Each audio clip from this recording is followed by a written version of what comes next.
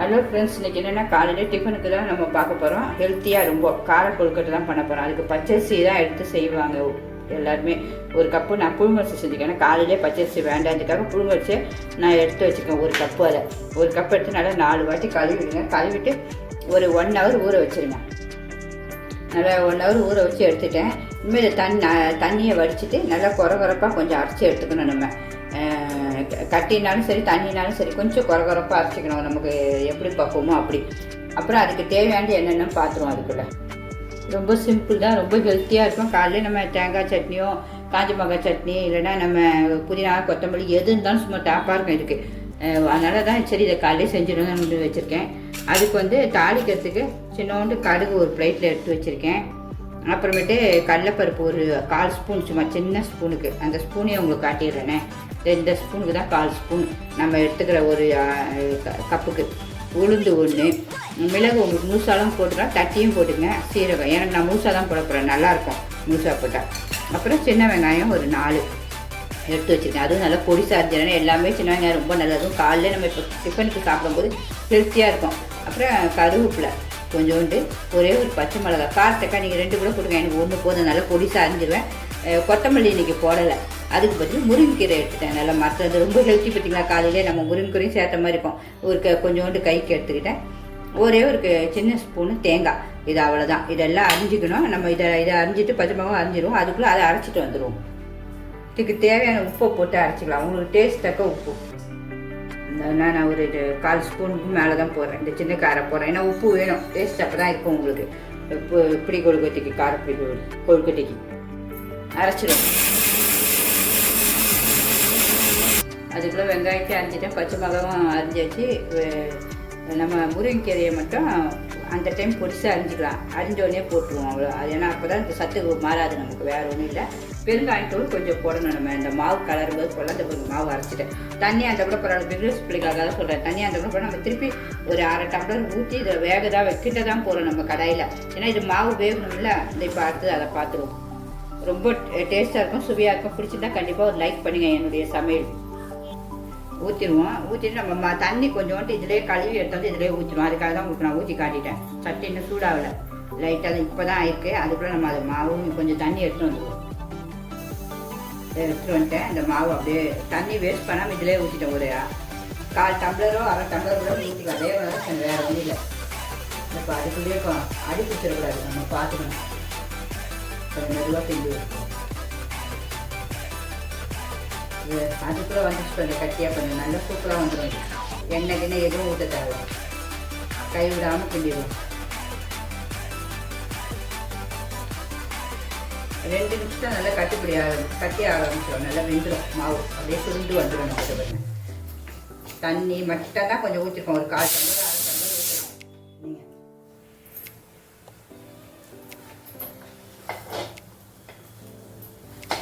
நல்லா பொறுமையாக கிண்டுவோம். வேகணும்ல உங்களுக்கு. இதிலே எத்தனை கொழுக்கட்டையே வரும்.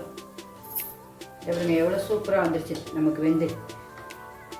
நம்ம தொட்டு பார்க்கலாம் வெந்துருச்சா. நம்ம ஏன்னா திருப்பி இட்லி ஆவிலையும் இட்லி பாத்திரத்துலேயும் வேக வைக்க போகிறோம். அதனால் நமக்கு இந்த இது பக்குவம் போதும். தொட்டு பாருங்கள், சூடாக தான் இருக்குது. தொட்டு பார்த்தா ஒட்டக்கூடாது சுத்தமாக. இதுதான் பக்குவம் நமக்கு. இப்போ ஆஃப் பண்ணிடலாம். பாருங்கள், தொட்டு பார்க்குறேன், ஒட்டல. தண்ணியும் தொடலாம், ஒன்றும் தொடலாம். உங்களுக்கு எதுக்கே தான் அவ்வளோதான். இதை ஆஃப் பண்ணிடுவோம். ஆரணும் இது. அதுக்குள்ளே நம்ம தாளிச்சிடுவோம். நமக்கு இது தாளிக்கு தான் எண்ணெய் கொஞ்சமாக ஊற்றிக்கலாம், போதும் நமக்கு. இந்த நம்ம ஒரு ஸ்பூன் கரெக்டாக ஊற்றிப்பேன், அவ்வளோதான். நல்லா பெரிய ஸ்பூனுக்கு. இன்னும் கடுகு காயட்டும். சட்டி காயிட்டா கடுகு போடுவோம். கடுகு போட்டுருவோம். நல்லா பொரியணும். அப்போ தான் இந்த வயிறு வலியெல்லாம் வராது உங்களுக்கு. நான் சொல்லியிருக்கேன் என் வீடியோ எல்லாமே. பொரியட்டும். பொரிய ஆரம்பிச்சிருச்சு. நல்லா பொரிஞ்சிடணும். பொரிஞ்சோடனே நம்ம மிளகு அதெல்லாம் வச்சுருக்கோம். பார்த்தீங்கன்னா தெரிக்கும், கொஞ்சம் பார்த்து யூஸ் பண்ணுங்கள். அப்புறம் இது கூட ஒரு காஞ்ச மிளகாவை இப்படி லைட்டாக கட் பண்ணி போட்டுருங்க. அதை உங்கள்கிட்ட காட்டில் கட் பண்ணிடுங்க. நல்லா செவந்துடும். கலர் சூப்பராக இருக்கும். வாசனமே அப்படி இருக்குது.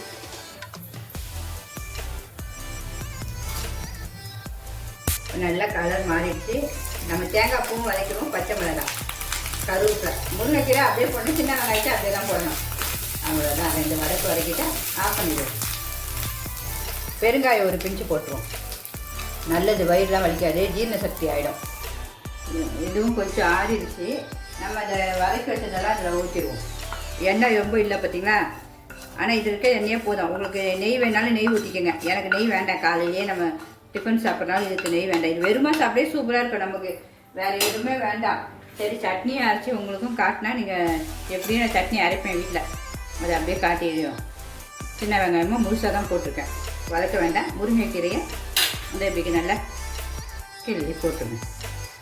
ஆனால் முருங்கைக்கீரை நல்லா ஸ்ட்ரென்த்து எல்லாத்துக்குமே. இப்போ நல்லா இப்படி பசஞ்சிருங்க, கை வச்சு பசஞ்சிருங்க. அப்போ தான் ஒன்று போல் வரும். சூடாக தான் இருக்குது, கொஞ்சம் ஆவி வருது தெரியும் உங்களுக்கு. அப்படியே பசஞ்சிடும், சுடுது. நல்லா ஒரு அழகாக பிசைஞ்சு வச்சுட்டேன். இனிமேல் நம்ம உருட்டை பண்ணி கொழுக்கட்டை மாதிரி செஞ்சுப்போம். உங்களுக்கு என்ன பக்குவத்தில் வேணுமோ அப்படி. பெருசாக வேணாலும் பெருசாக ஃபஸ்ட்டு ரவுண்ட் பண்ணிப்போம். ரவுண்டாக வேணாலும் நீங்கள் ரவுண்டாக சாப்பிட்லாம். ரொம்ப டேஸ்ட்டாக இருக்கும் இது.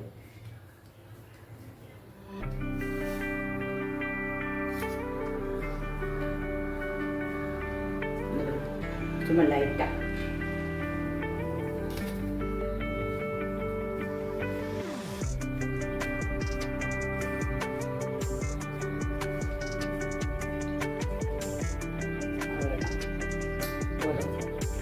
இந்த மாதிரி எல்லாத்தையும் ஊற்றிடும். இந்த மாதிரி எல்லாம் முடிச்சாச்சு. கடாயிட்டு வாழ வச்சிடும். நம்ம இட்லி தட்டில் எண்ணெய் தடவிடும் லைட்டாக. இட்லி வேக வைக்கிற மாதிரி தான். சும்மா ஒரு டம்ளர் அரிசியில் தான் நமக்கு காலை டிஃபன் எப்படி க்ளீனாக ஆகுது பாருங்க. நல்லா இப்படி வேக வச்சிடும் ஒரு 10 நிமிஷம். இது 8 இருக்குது. ஆனால் ரெண்டு சாப்பிட்டாலே வயிறு நிறைஞ்சிடும் நமக்கு.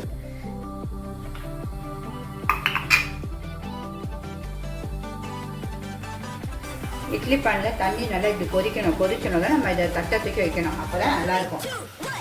வச்சாச்சு. இன்னும் மூடி போட்டு ஒரு 10 நிமிஷம்.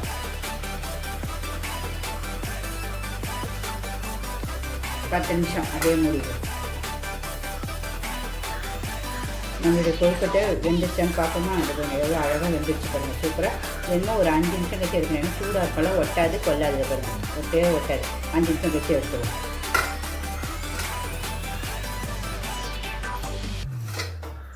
நம்மளுடைய கொழுக்கட்டை நல்லா ஆறிடுச்சு. அதனால் ஆவி பிடிக்குது, சுடுது.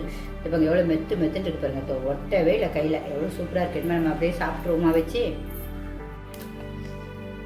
ஹலோ ஃப்ரெண்ட்ஸ், நம்மளுடைய கொழுக்கட்டை எவ்வளோ அழகாக ரெடி ஆகிடுச்சு பார்த்தீங்கன்னா. சூப்பராக பஞ்சு மாதிரி இருக்குது. இது கொஞ்சம் பிக்கிறேன்.